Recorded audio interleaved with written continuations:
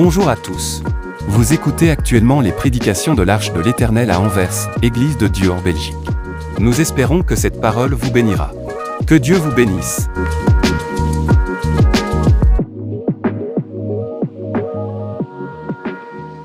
Quelqu'un peut dire Amen. Un matin, nous allons revisiter un texte que nous connaissons bien dans l'Évangile de Jean. Évangile de Jean, chapitre 21. Et nous lirons une lecture un peu longue, du verset 1er au verset 14. Évangile de Jean, chapitre 21, à partir du verset 1er. Il est dit ceci. Nous allons nous lever pour lire. Ah, n'oubliez pas ces bonnes habitudes. Alléluia.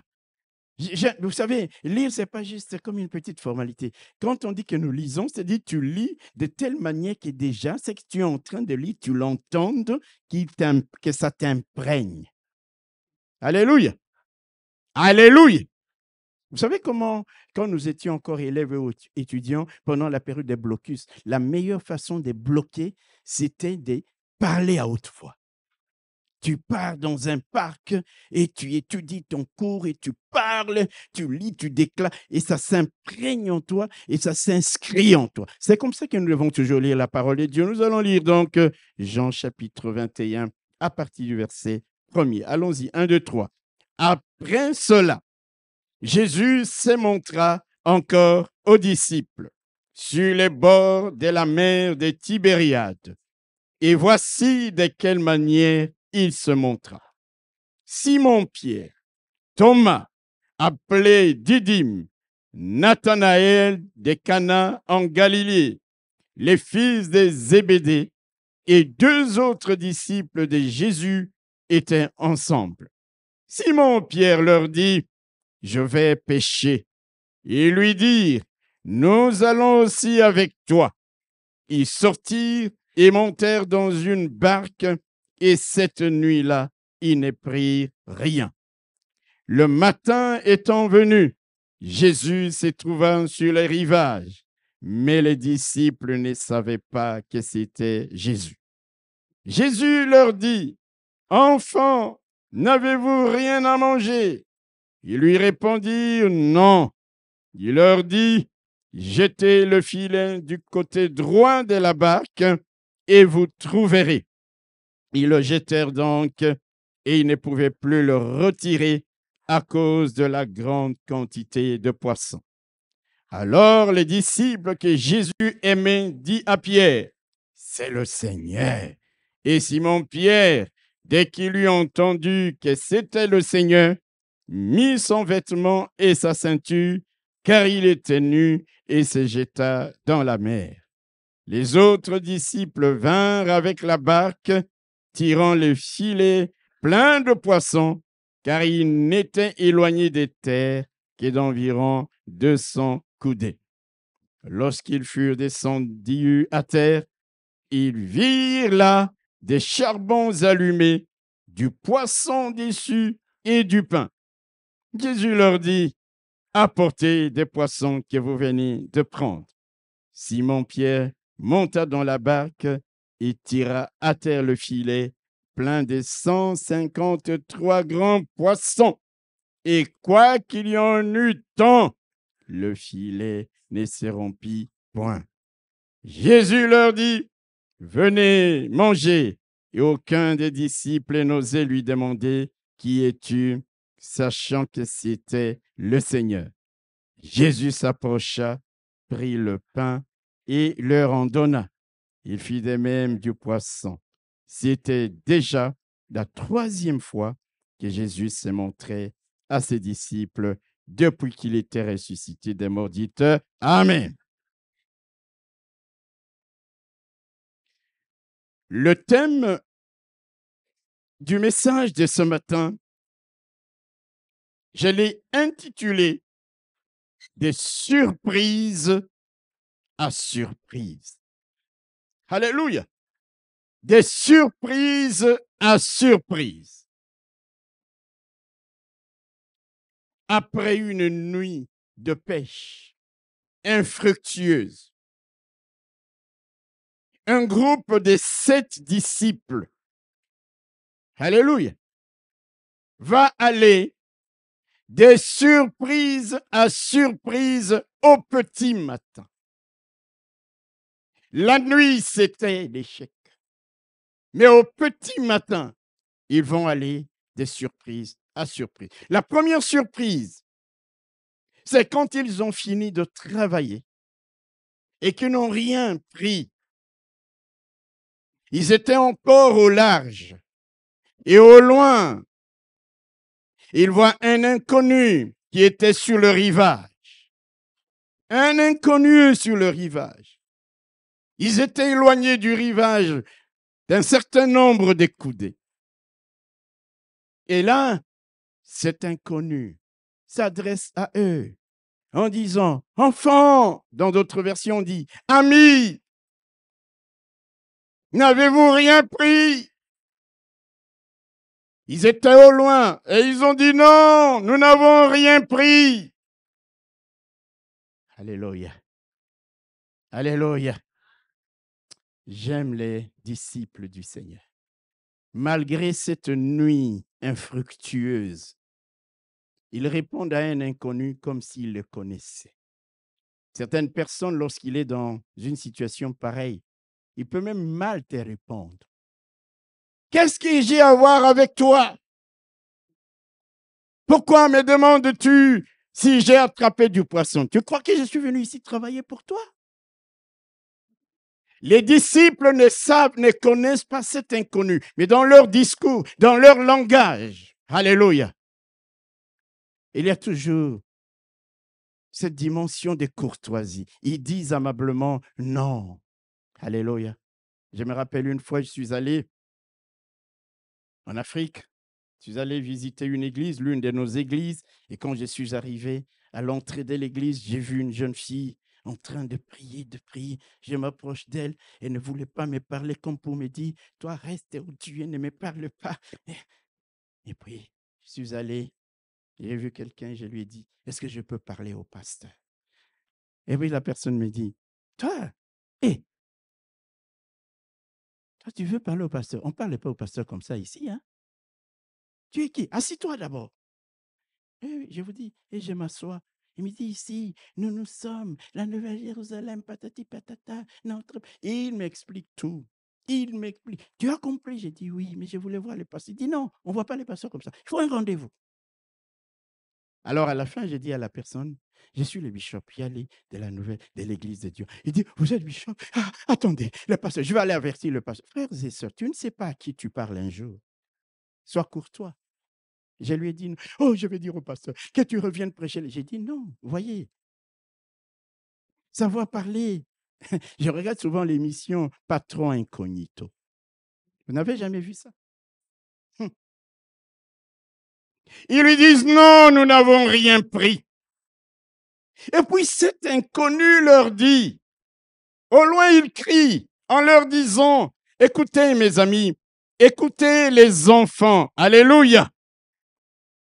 Jetez le filet du côté droit de la barque et vous trouverez. Et là, il jette effectivement le filet du côté droit. Waouh! Et instantanément, alors qu'ils avaient travaillé toute une nuit, Dieu est aussi le Dieu de l'instantané. Dieu est aussi le Dieu qui peut te donner en un instant ce que tu n'as pas eu en une nuit. Il peut te donner en une nuit ce que tu n'as pas eu, comme les enfants d'Israël dans le pays d'Égypte, ce que tu n'as pas eu pendant des années d'esclavage. En un instant, le filet est rempli de poissons. Waouh! Quelle surprise! Alléluia! Une nuit infructueuse, soudainement échangée en un matin d'abondance. Première surprise. La deuxième surprise, bien entendu, nous savons, plus tard, les disciples qui ne s'attendaient pas à voir Jésus vont finalement reconnaître que cet inconnu qui leur avait parlé n'était autre que le Seigneur Jésus-Christ, leur maître ressuscité. Quelle surprise, là au bord de la mer. Ce n'était même pas dans une temple, ce n'était dans un temple, ce n'était même pas dans une synagogue ou dans une église. Là au bord de la rive, mon Dieu peut te rencontrer n'importe où.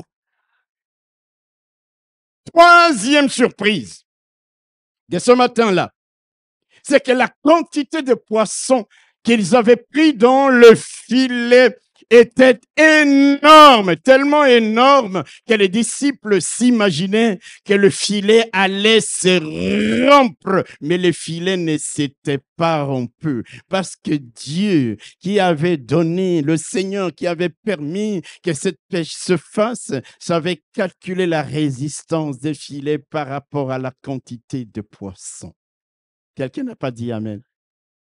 Vous savez, quand vous êtes dans la construction, il faut parfois étudier la résistance des matériaux pour vous dire, est-ce que ce poteau ou cette colonne va supporter la charge d'autant de poids, de masse, etc. Mais il se disait, ça va se rompre. Mais les filets ne s'étaient pas rompus. Et la dernière surprise, du moins, ce que je voudrais dire ce matin, c'est que finalement, après une nuit de famine, de dépit, de déception, un repas chaud les attendait sur le rivage, un repas que le Seigneur lui-même avait préparé, un repas que le Seigneur lui-même s'empressait de leur servir. Comme nous le voyons au verset 13, il prit du pain et il leur en donna, il prit du poisson, alléluia, de surprise à surprise.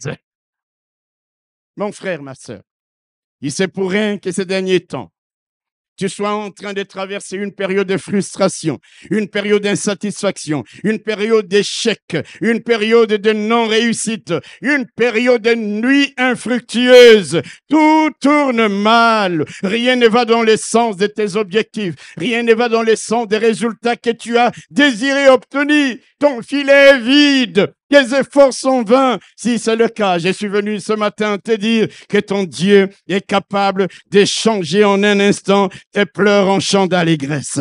Ton Dieu est capable de changer tes lamentations en cris de joie. Ton Dieu est capable de changer tes échecs en réussite. Ton Dieu est capable de changer tes défaites en victoire et en succès. De manière la plus surprenante possible. C'est pourquoi même quand tu traverses cette nuit noire, je voudrais te dire que même dans la nuit la plus noire, ton Dieu est au travail. Même dans la nuit la plus sombre, ton Dieu est au travail. Je parle à quelqu'un, point besoin d'abandonner, point besoin de désespérer. Au matin, il était là sur le rivage, le Seigneur, pour faire vivre à ses disciples des surprises et des surprises encore. C'est pour cela que je t'exhorte ce matin. Peut-être que tu es dans cette période noire. Prie Dieu en disant, Seigneur, fais-moi vivre des surprises. Est-ce que quelqu'un peut dire un bon amen? Fais-moi vivre des surprises. Fais-moi passer de surprise à surprise. Que mon matin des chants d'allégresse arrive, Seigneur, parce que là, j'ai traversé une longue période de nuit sombre, infructueuse, mais je sais que tu es le Dieu capable, au matin, de changer complètement ma situation, de changer complètement ma condition et de me donner infiniment au-delà de ce que je peux vivre, au-delà de ce que je peux demander, au-delà de ce que je peux espérer. Fais-moi vivre une surprise. Je suis fatigué, Seigneur. Je suis dépité. Il n'y a rien qui tourne rond. Fais-moi vivre une surprise. Fais-moi vivre des surprises. Revenons à notre lecture. Il y a beaucoup d'enseignements. Mais ce matin, je vais m'en limiter à quelques-uns. Alléluia. Je tiens d'abord à rappeler que cette histoire se passe après la mort et la résurrection du Seigneur. Et tout le monde ici sait qu'à la mort du Seigneur, les disciples étaient complètement ébranlés dans leur foi. Complètement. Ils en étaient arrivés au point d'oublier et même de douter que Jésus leur avait dit à plusieurs reprises qu'il allait être livré entre les mains des hommes. Et ces hommes allaient le faire mourir. mais que le troisième jour, il allait ressusciter. Ils ont complètement oublié ça. Que le Seigneur leur avait dit que votre cœur ne se trouble point, parce que même mis à mort, au troisième jour, je ressusciterai. Ils ont l'impression, on a l'impression qu'ils avaient oublié. Quand ces choses sont arrivées, c'était comme s'ils n'avaient pas été suffisamment instruits, avertis, pour demeurer fermes, inébranlables dans la foi, pour attendre patiemment ce qu'il leur avait dit. Vous savez, il y en a qui ont douté, comme les Thomas qui doutaient, non, je ne crois pas qu'il est ressuscité, à moins que je mette mes doigts dans les plaies. Les deux disciples sur les chemins d'Emmaüs qui ont dit, nous ne savons pas, voici, c'est Jésus, il est mort. Nous croyons qu'ils avaient complètement oublié que le Seigneur leur avait dit, je ressusciterai. Frères et sœurs, croyons en la parole de Dieu. Croyons ce que Dieu dit ou a dit, soyons convaincus que même si les temps sont difficiles, soyons convaincus que même si les apparences ou la réalité démontrent les contraires, ce que Dieu a dit se réalisera toujours. Ce que Dieu a dit s'accomplira toujours. C'est ce qu'il est écrit dans le livre d'Ésaïe au chapitre 46. Écoutez, c'est que la Bible dit, Ésaïe 46, c'est Dieu qui parle en disant, j'annonce, à partir du verset 10, Ésaïe 46 à partir du verset 10, j'annonce dès le commencement ce qui doit arriver et longtemps d'avance ce qui n'est pas encore accompli. Je dis, mes arrêts subsisteront et j'exécuterai toute ma volonté. C'est moi qui appelle de l'Orient un oiseau de proie. C'est moi qui appelle d'une terre lointaine un homme pour accomplir mes desseins. Je l'ai dit et je le réaliserai. Je l'ai conçu et je l'exécuterai. Quelqu'un peut dire amen. C'est merveilleux de lire ça, frères et sœurs. Dieu dit que lorsqu'il veut accomplir ses desseins, c'est qu'il a déclaré. Il peut faire venir même un homme des extrémités de la terre. Il peut faire venir même un oiseau des extrémités de la terre. Quand Dieu a dit quelque chose, il orchestrera les événements. Il poussera les cœurs, il touchera les cœurs. Il ordonnera à la création de s'aligner pour que la promesse qu'il t'a faite s'accomplisse. Pour que ce qu'il a dit se réalise. Je parle à quelqu'un. Pourquoi lorsque nous traversons nous aussi des moments troublés, nous oublions tout de ce que le Seigneur nous a dit. Nous oublions les promesses de Dieu. Nous sommes perdus. Nous sommes désespérés. Nous sommes complètement dans une forme de désespérance, de désespoir. Non, mon frère, ma sœur, même quand tu ne vois pas encore, tu sais que le Seigneur a dit. Et parce qu'il a dit, cela va arriver. Il leur avait dit, je ressusciterai. Même si on avait renforcé la garde au tombeau. Oh, celui qui sait que Dieu, lorsqu'il a dit, il ordonne. C'est comme ça, frères et sœurs, que même s'ils avaient scellé le tombeau, il y a eu ce tremblement de terre. Dieu a dit, tremblement de terre, tremble, ô terre, pour que la pierre qui a été cimentée puisse être décimentée, permettez-moi l'expression, afin que l'ange vienne, roule les pierres, s'asseye dessus, et que le Seigneur, notre Seigneur, sorte du tombeau libre et vainqueur. Quand Dieu a dit, la chose s'accomplit. Tenons bon, même quand les temps passent, mais tu sais que Dieu a parlé. Sache que le Seigneur est au contrôle de toutes choses. Il orchestre les événements pour que ses desseins s'accomplissent, pour que ses promesses s'accomplissent, pour que sa parole se réalise. N'est-ce pas merveilleux d'appartenir à un Dieu comme le nôtre?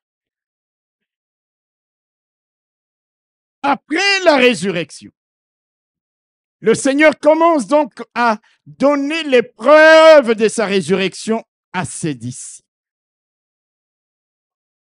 Il leur avait dit, je ressusciterai. Plusieurs ont douté. Plusieurs ne croyaient plus. J'aime parfois, vous savez, frères et sœurs, si Dieu devait nous bénir uniquement sur la base de notre foi, je crois que nous ne serions pas beaucoup bénis. Mais c'est la grâce de Dieu qui opère. Ces mêmes personnes qui doutaient, le Seigneur est obligé de leur donner la preuve de sa résurrection.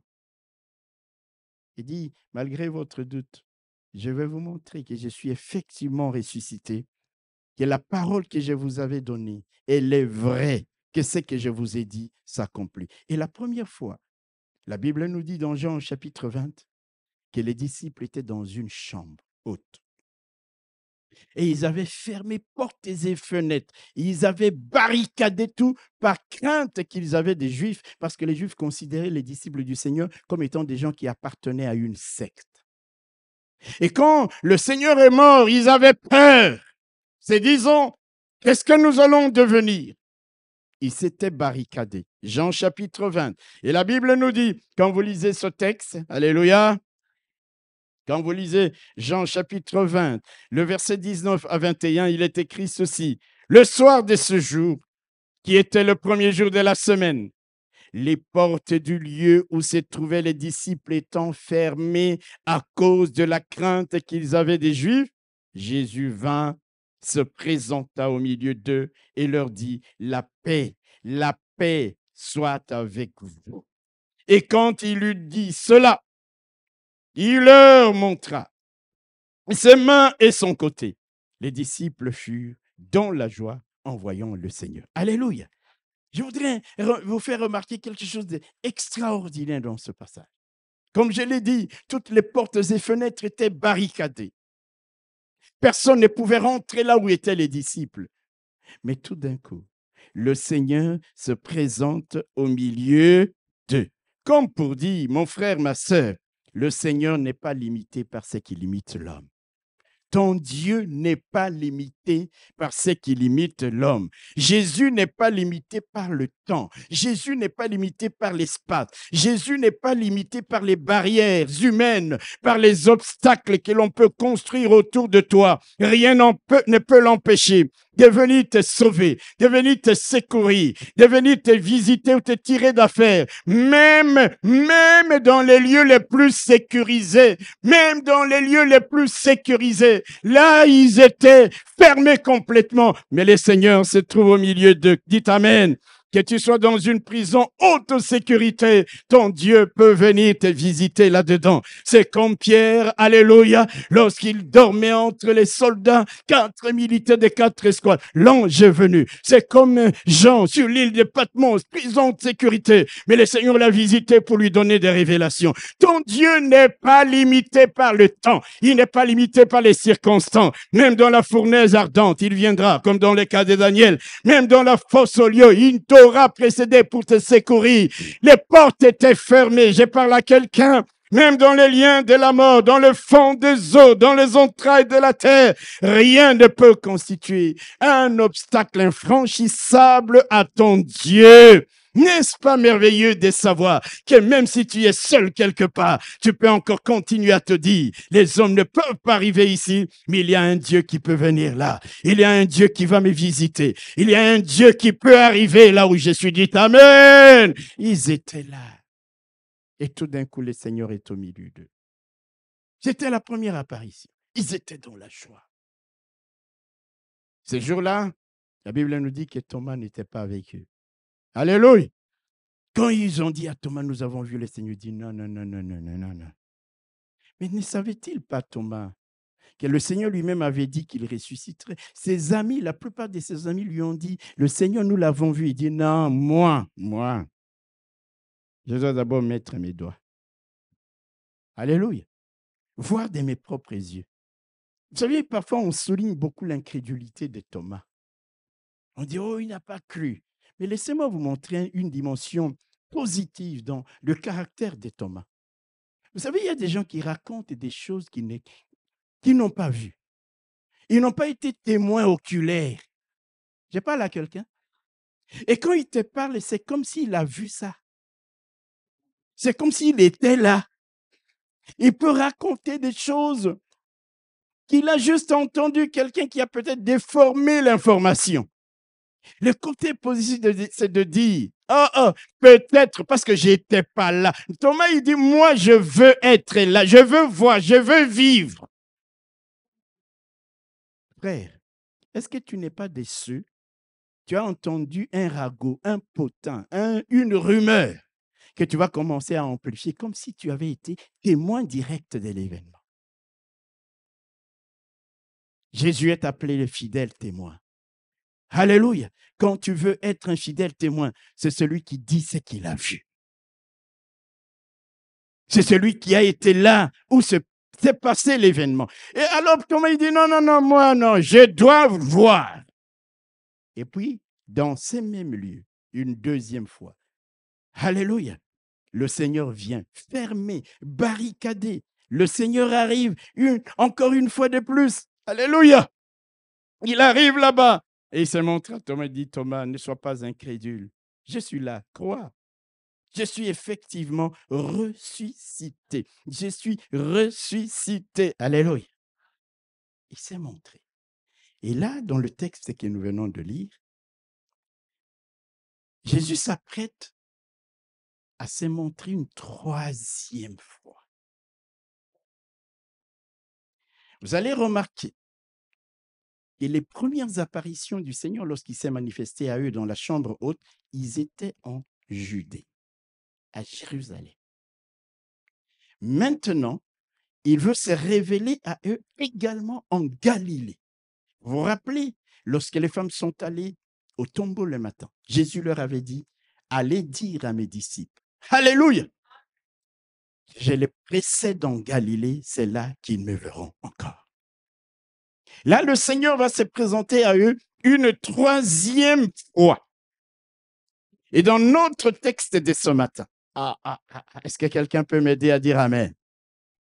Au verset 1er de ce chapitre 21, la Bible dit Jésus se montra encore aux disciples. Dans d'autres versions, il est dit Jésus se montra de nouveau aux disciples. J'aime beaucoup ces mots, encore ou de nouveau. Ces mots nous font comprendre qu'est-ce que Jésus a fait hier, il peut le refaire aujourd'hui. Il peut le refaire demain. S'il a agi hier en ta faveur, même si aujourd'hui tu es dans l'épreuve, il peut encore agir aujourd'hui. S'il t'a guéri hier dans cette maladie pour laquelle tu étais complètement désespéré, il peut encore te guérir aujourd'hui. S'il t'a béni hier, alléluia, ou autrefois, il peut encore et de nouveau te bénir aujourd'hui. S'il t'a secouru, s'il t'a délivré, s'il t'a fait du bien une ou plusieurs fois, il peut encore le faire. Il peut encore le refaire, car il est écrit les bontés de l'Éternel. Est-ce que je parle à quelqu'un? Comme il est écrit dans les livres de Lamentations, je voudrais que quelqu'un comprenne que mon Dieu n'est pas et n'agira pas en ta faveur qu'une seule fois. S'il l'a fait hier, il peut le faire encore aujourd'hui. Il peut encore le faire et le refaire demain. La Bible dit dans les livres de Lamentations, au chapitre 3, des versets 22 à 25, je vais juste lire. Les bontés de l'Éternel ne sont pas épuisées.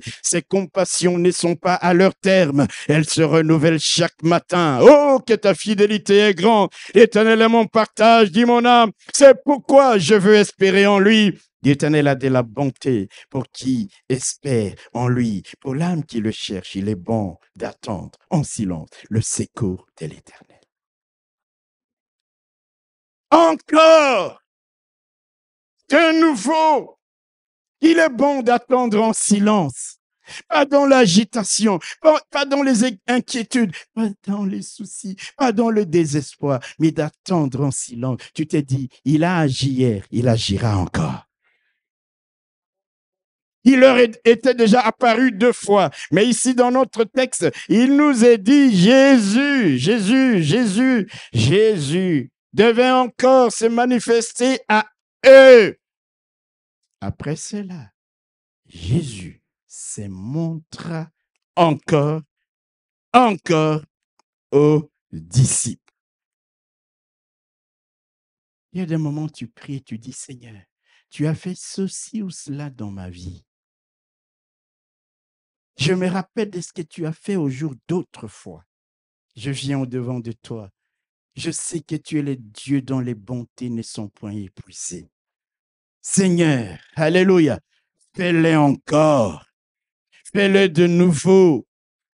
Confesse Comme Job, ce qui est écrit au chapitre 23, verset 14, Job dit, l'Éternel accomplira ses desseins à mon égard et il en concevra bien d'autres. Il accomplira et il en concevra bien d'autres encore. Tant que tu es en vie, Dieu n'en a pas encore fini avec toi. Il a agi hier. Pourquoi il n'agirait pas aujourd'hui? Pourquoi il n'agirait pas demain? Il leur était déjà apparu en Judée. Pourquoi il ne le ferait pas? Pourquoi il ne le ferait pas en Galilée?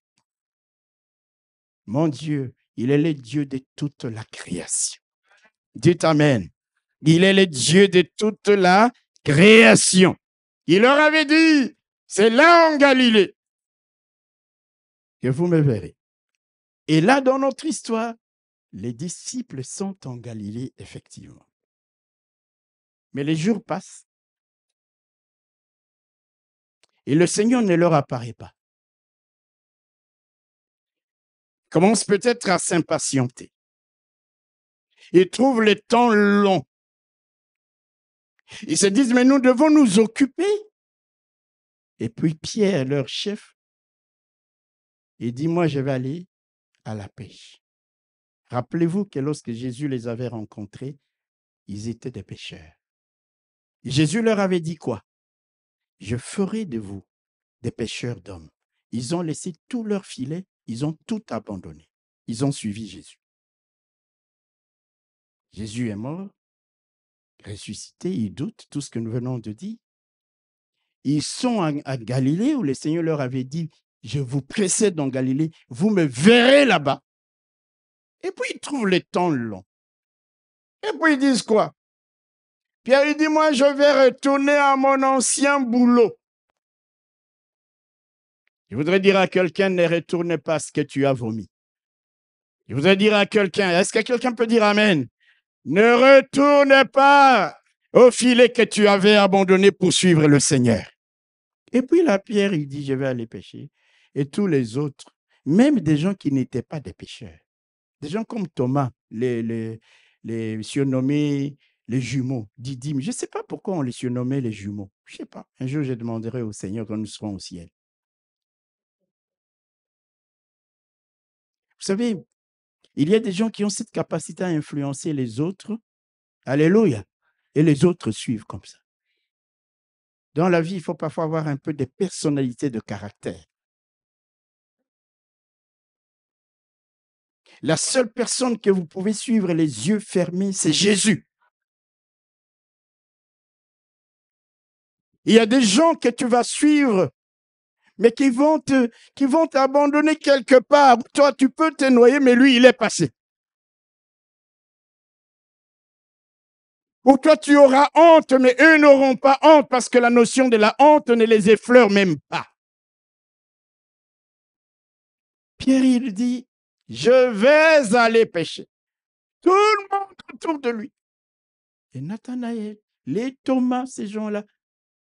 Bon, on peut comprendre les fils des Zébédée, Jacques, Jean, tout ça, qui étaient des pêcheurs. Mais les autres disent, nous aussi, nous allons venir avec toi pour pêcher.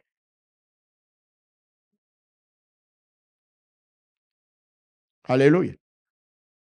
Et cette nuit-là, ils n'attrapent aucun poisson.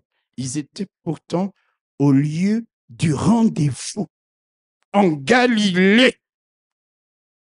Le problème, c'est lequel? C'est que Jésus ne les avait pas envoyés en Galilée pour qu'ils retournent à leur filet, mais pour qu'ils l'attendent. Quelqu'un m'est saisi. Vous pouvez être au lieu du rendez-vous, que le Seigneur vous fixe, ce qui est une bonne chose. Faut-il encore être occupé à faire ce qu'il attend de toi? Ici, nous sommes au lieu du rendez-vous de Dieu. L'Église est un lieu du rendez-vous de Dieu. Il y a des gens qui viennent à l'église. Nous sommes sur les lieux du rendez-vous, mais nous pouvons repartir les mains vides. Alléluia. Parce que nous ne sommes pas occupés à faire ce que Dieu attend de nous. Quand tu viens à l'église, qu'est-ce que Dieu attend de toi, mon frère, ma soeur? Ce que Dieu attend de toi, c'est que tu écoutes sa parole. C'est que Dieu attend de toi. C'est que tu le loues, tu l'honores, tu chantes, tu célèbres son nom, tu serves sa grandeur. Est-ce que je parle à quelqu'un? Tu es là au lieu du rendez-vous.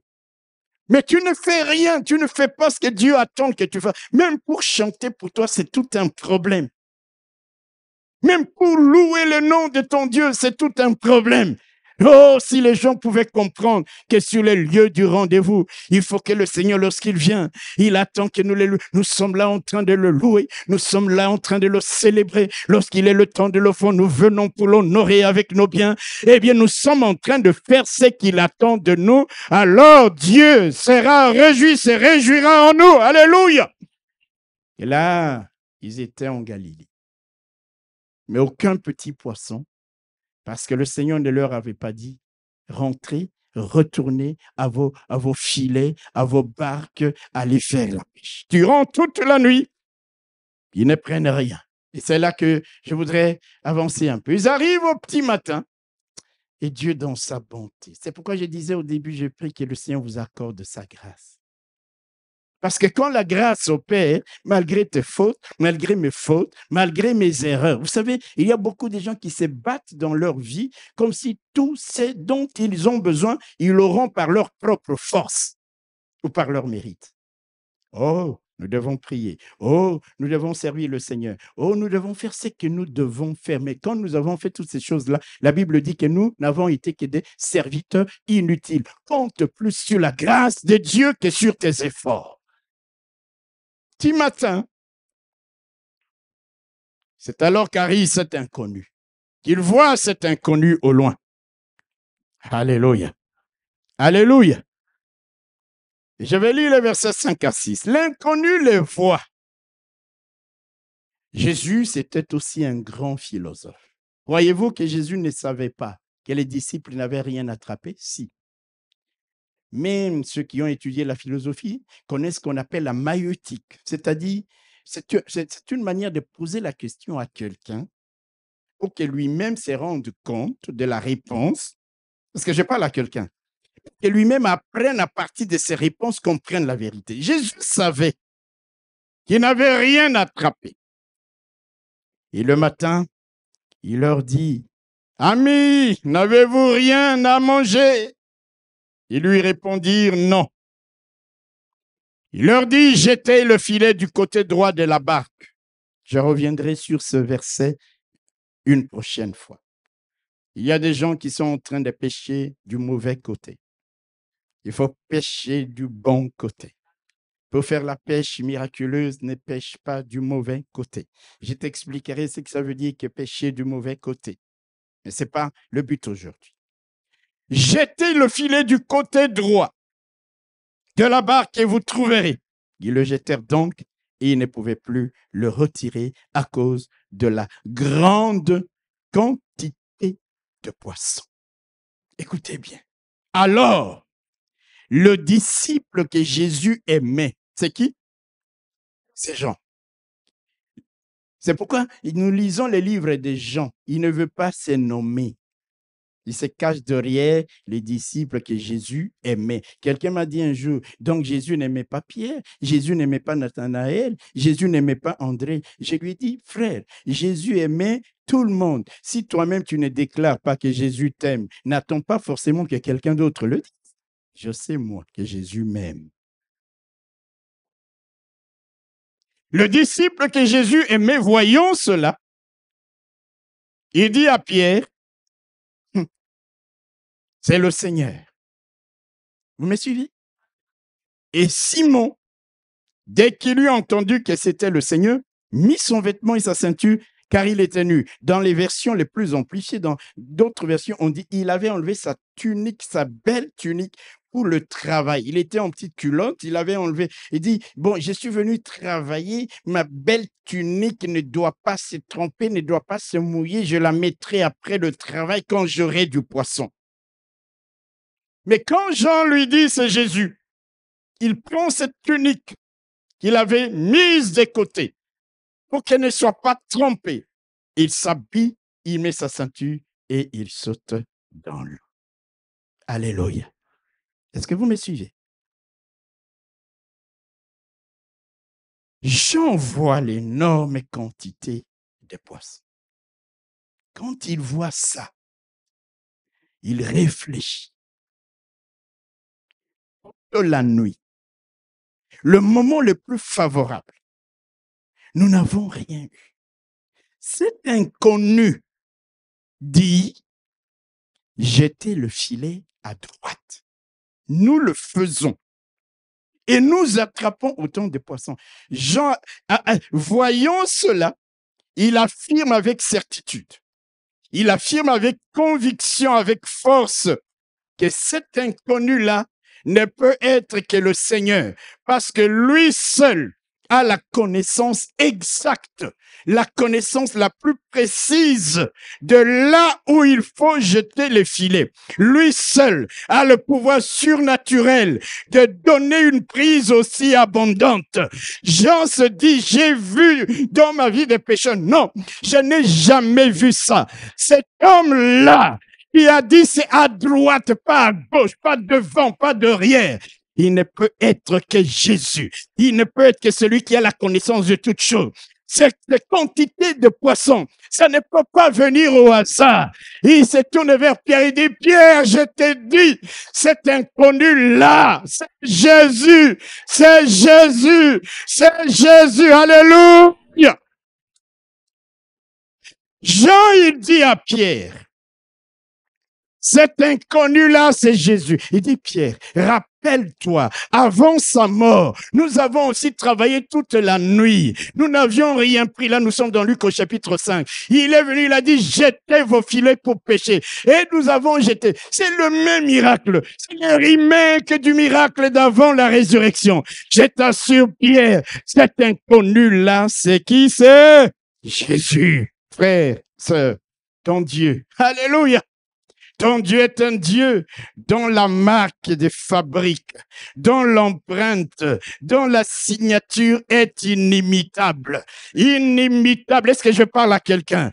Ton Dieu est un Dieu dont les œuvres sont glorieuses, les œuvres sont grandes, les œuvres sont parfaites, les œuvres sont étonnantes.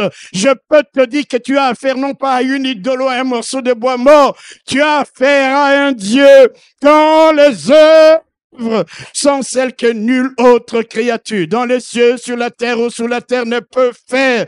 Des œuvres qui témoignent qu'il est Dieu au-dessus de toute divinité. Rappelez-vous, même dans la cour des pharaons, même les magiciens, les devins, les sorciers les plus grands, à un moment donné, ils ont dit à Pharaon, ça c'est le doigt de Dieu.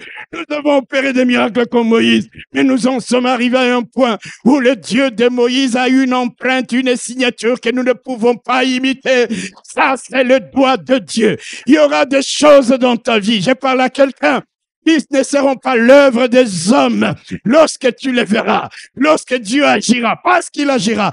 Je crois qu'il agira aussi dans ta vie ainsi. Tu regarderas et tu diras, ça c'est la signature de Dieu, ça c'est l'empreinte de Dieu, ça c'est la marque de Dieu. Alléluia. Jean, il voit ça. Il dit, Pierre, ça c'est pas un homme normal. Ce n'est pas un homme normal. Alléluia. Ce n'est pas un homme ordinaire. Ce Dieu-là, c'est ton Dieu. Tu peux l'invoquer en disant, Seigneur, accomplis en ma faveur.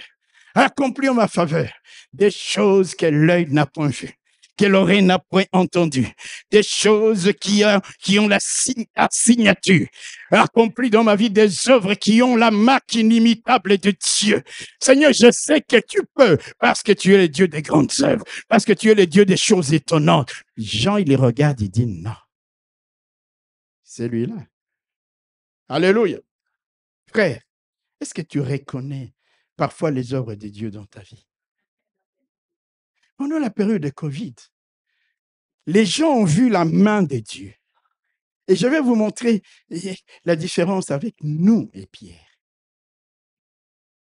Les gens ont vu la main de Dieu, la signature, l'empreinte, l'intervention de Dieu dans leur vie.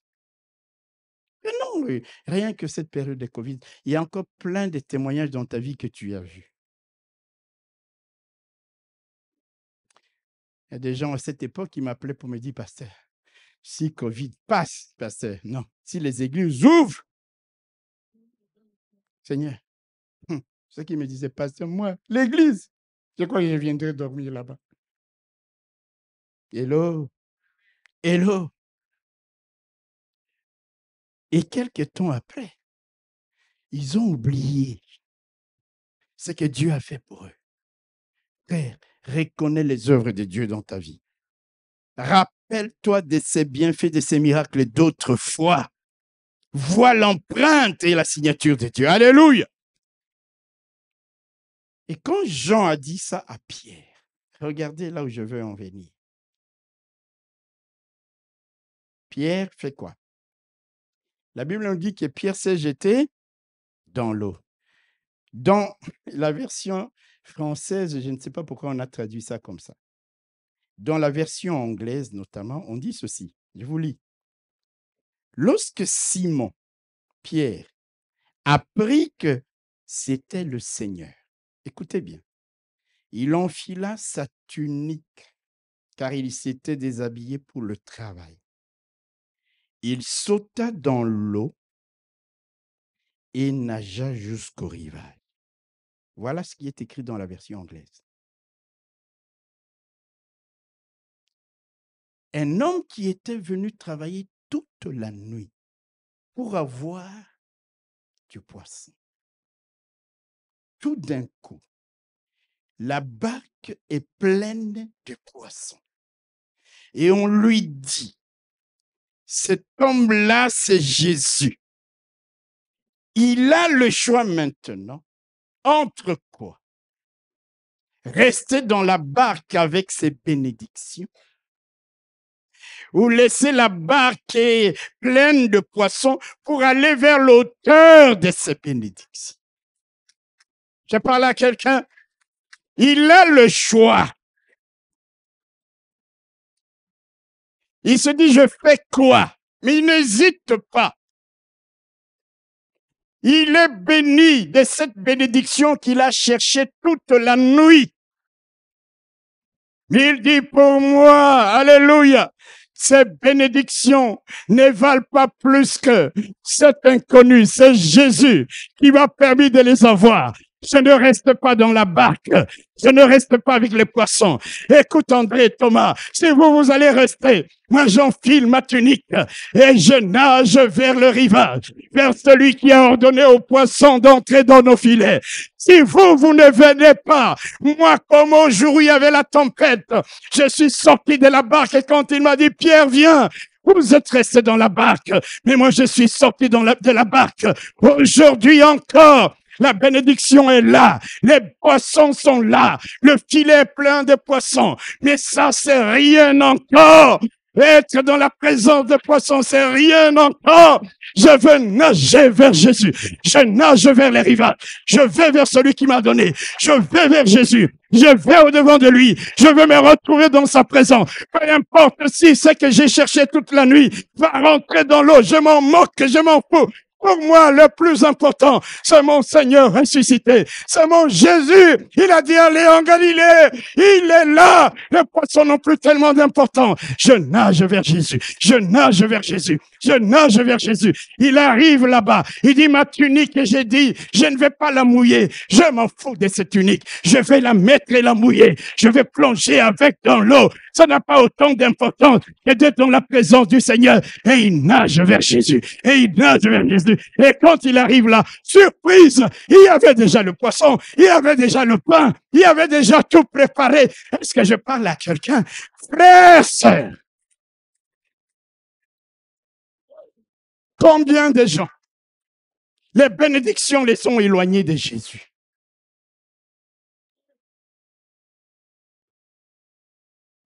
Il avait envie d'avoir une maison. Dieu le bénit avec une maison.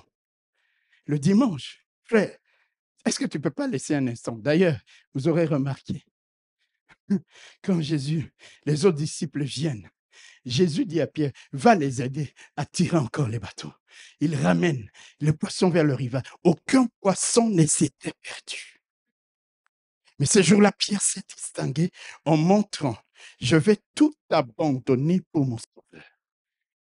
être dans la barque avec les poissons ne vaut pas plus que d'être dans la présence de Jésus ressuscité.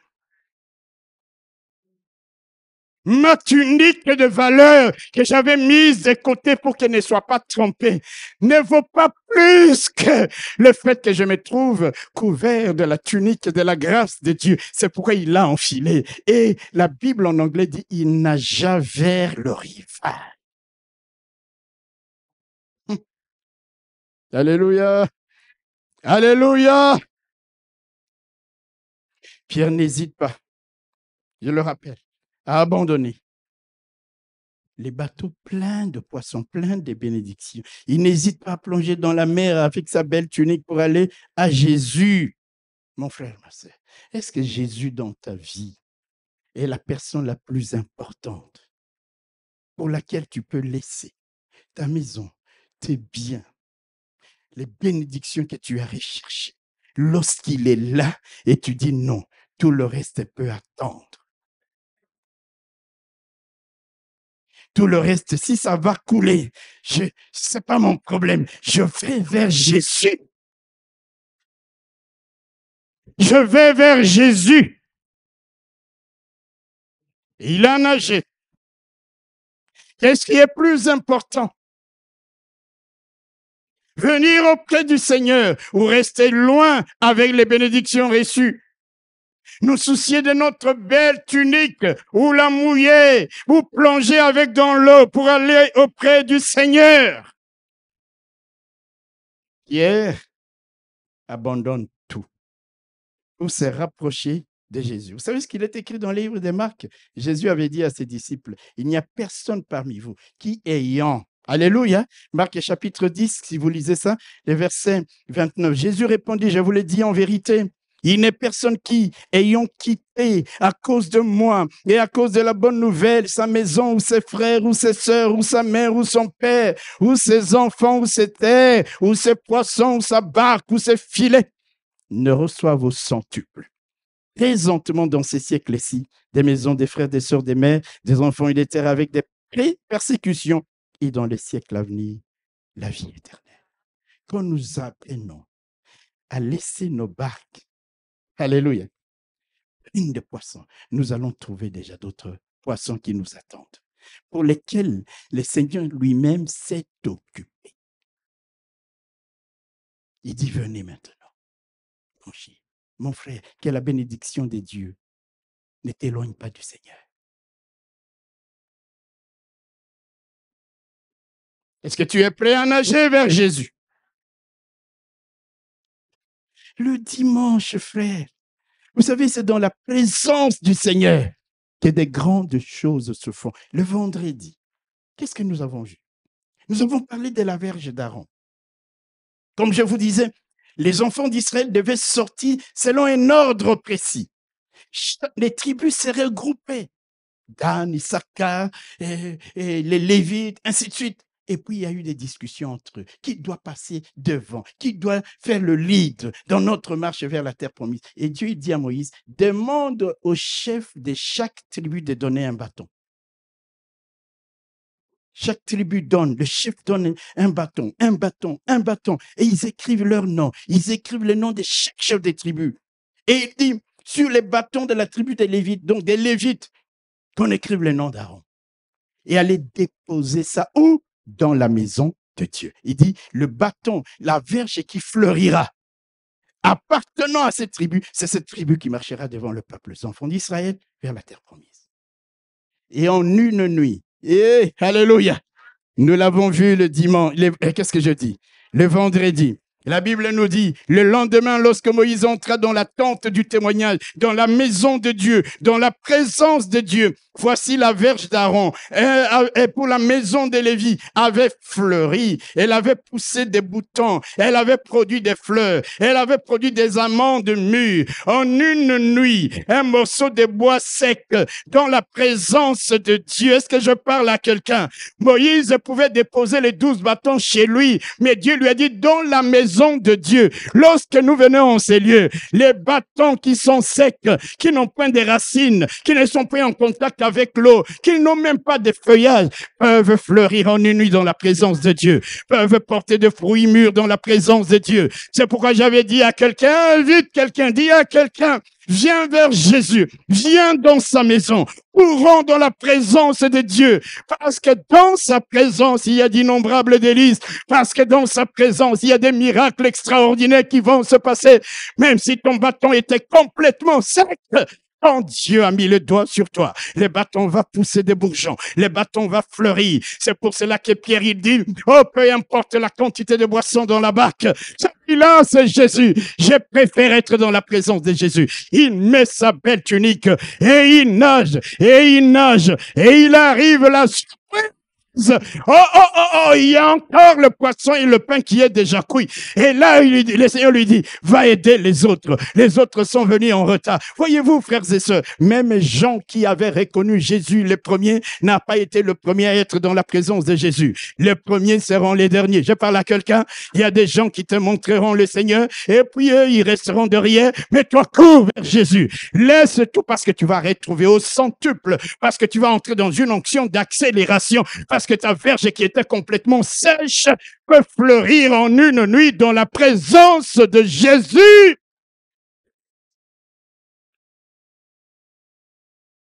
Pierre laisse. Alléluia.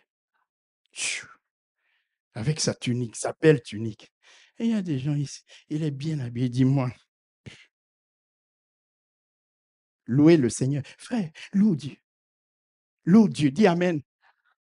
Tu es dans la présence du Seigneur. Viens ici, nage, cours, viens avec empressement dans la maison de Dieu.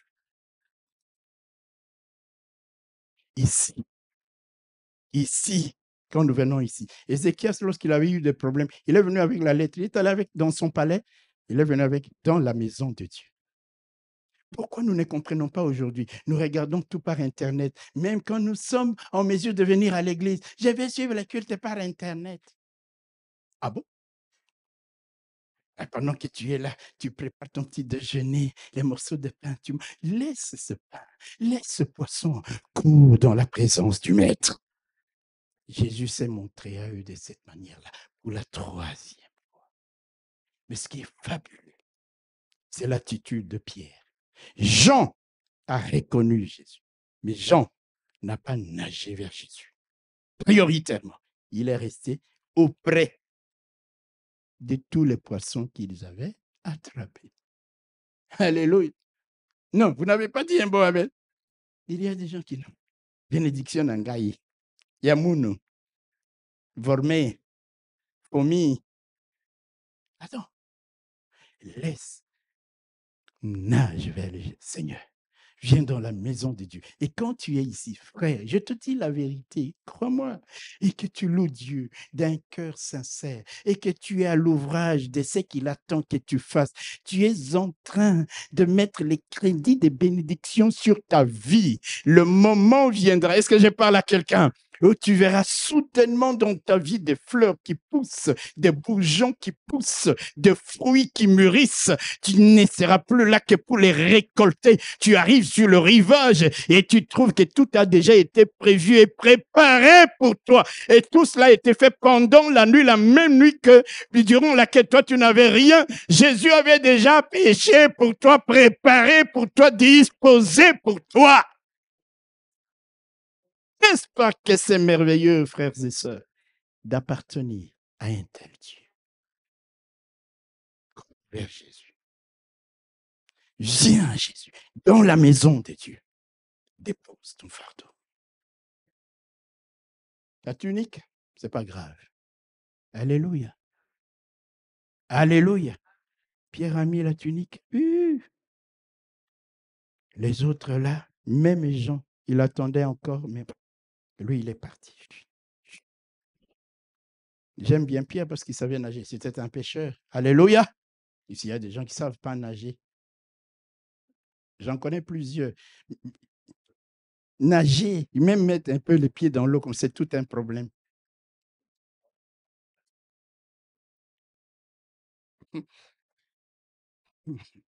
Alléluia. Comment ça se fait, ça? Nager, nager. Il peut se noyer dans un verre d'eau. Oui, ça, on appelle ça une hyperbole. On appelle ça une hyperbole. C'est noyé dans un verre. C'est comme une hyperbole. Ce n'est même pas une parabole, c'est plus fort que ça. C'est pour dire que même dans les conditions où ce n'est pas possible. Alléluia. Pierre a nagé. Amen. Amen. Oh Jésus. Et c'est merveilleux. Et puis, on continuera. La Bible dit au verset 14, c'était déjà la 3e fois que Jésus s'est montré à ses disciples depuis qu'il était ressuscité des morts. Amen. C'est après ça. Écoutez maintenant ce qui va se passer. Je n'ai pas voulu aller loin, mais donnez-moi 4 minutes et je termine.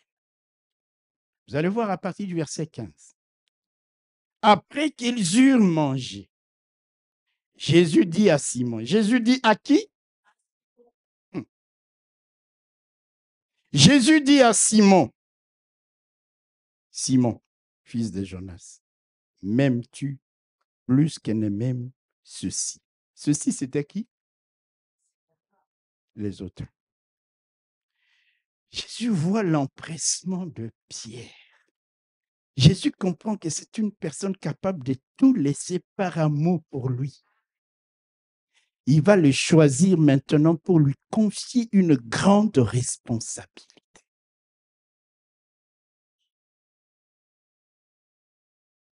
Nous ne serons pas toujours prêts à assumer des grandes responsabilités de la part du Seigneur si maintenant, là déjà, tel que nous sommes, nous n'avons pas compris que Jésus est plus important que les bénédictions qu'il nous accorde.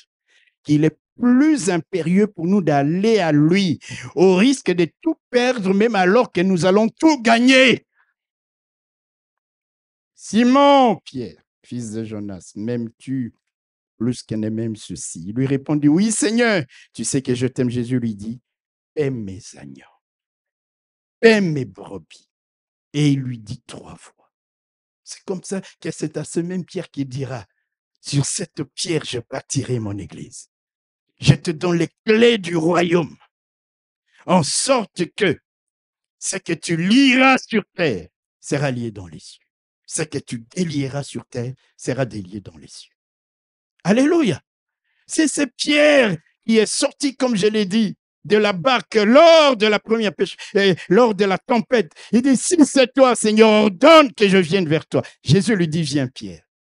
Ce Pierre-là qui est sorti d'elle, ce Pierre-là, oh non, non, non, non, qui a nagé vers Jésus. Frères et sœurs, quel élan d'amour pour son Sauveur ressuscité.